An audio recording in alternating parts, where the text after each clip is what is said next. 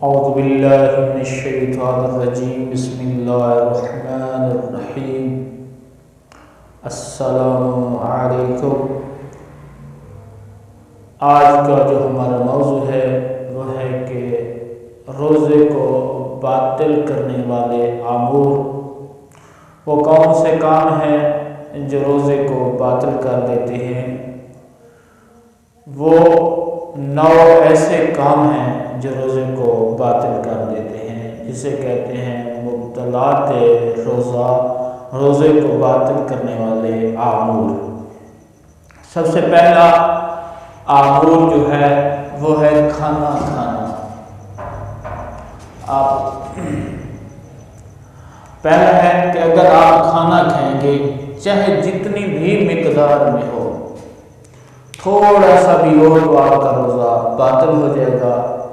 دوسرا امور کون سا ہے؟ پینا، چاہے تھوڑی ہی ایک ہی مقدار میں پانی ہو اور آپ روزے کی حالت میں پئیں گے تو آپ کا روزہ باطل ہو جائے گا۔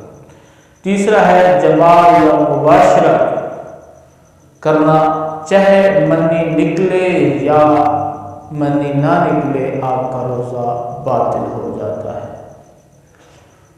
چوتھا ہے اللہ اور رسول پاک اور ائمہ اطہار پر جھوٹ کا بہتان باندھنا یا جھوٹ بولنا، یا کوئی جھوٹی بات ائمہ علیہ السلام نبی پر یا اللہ کی طرف منسوب کرنے سے بھی روزہ باطل ہو جاتا ہے۔ یہ چوتھا امور ہے۔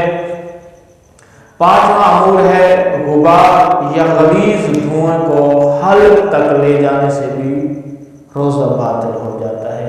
جیسے دھول ہوتی ہے یا کسی غلیظ چیز کا دھواں ہو اور اسے آپ حلق میں لے کر جائیں گے تو آپ کا روزہ باطل ہو جائے گا۔ یہ پانچواں تھا۔ اور چھٹا ہے کہ جان بوجھ کر صبح تک آپ مدنم رہ جاتے ہیں۔ ہو سکتا ہے آپ نے اپنی بیوی سے ہم بستری کی ہے یا آپ کو احتلام ہوا ہے رات کے کسی وقت، آپ جان بوجھ کر صبح تک مجرم رہ گئے، آپ نے غسل نہیں کیا اور آپ سحری کے وقت میں روزہ بھی رکھ لیا ہے تو آپ کا روزہ باطل ہو جائے گا، آپ کا روزہ نہیں رہے گا۔ چھٹا کام ہے منی نکالنا۔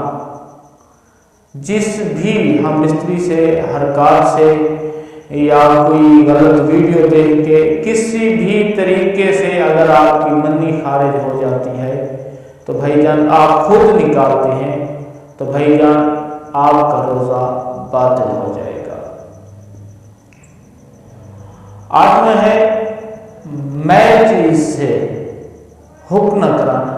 یہ ایک ڈاکٹری حساب کتاب ہے، اگر میں چیز سے آپ حکم کراتے ہیں تو آپ کا روزہ باطل ہو جاتا ہے۔ اگر کسی خشک چیز سے کراتے ہیں تو پھر آپ کا روزہ باطل نہیں ہوگا۔ نویں چیز ہے جان بوجھ کر الٹی کرنا۔ اگر آپ اپنے منہ میں انگلی لے جاتی ہیں اور الٹی کرنے کی کوشش کرتے ہیں کہ الٹی آ جائے، یا الٹی جیسی حرکات کرتے ہیں کہ ان حرکات سے الٹی آ جائے گی، جان بوجھ کر الٹی کرنا چاہتے ہیں تو آپ کا روزہ باطل ہو جائے گا۔ تو آپ نے خیال رکھنا ہے کہ یہ 9 امور آپ نے سر انجام نہیں دینے جس سے آپ کا روزہ باطل ہو جاتا ہے۔ کریم خالق ہمیں ماہ رمضان کے روزے رکھنے کی توفیق عنایت فرمائے، اللہ کی عبادت کرنے کی توفیق عطا فرمائے۔ میرا اللہ کریم خالق دو جہاں کا مالک، تجھے واسطہ محمد و آل محمد کا، جتنے بھی مسلمان رزق کی وجہ سے، بیماری کی وجہ سے، سفر کی وجہ سے جس حال میں بھی پریشان ہے، کریم خالق صدقہ محمد و آل محمد کا ان کے پریشانیاں دور فرما، آمین ثم آمین۔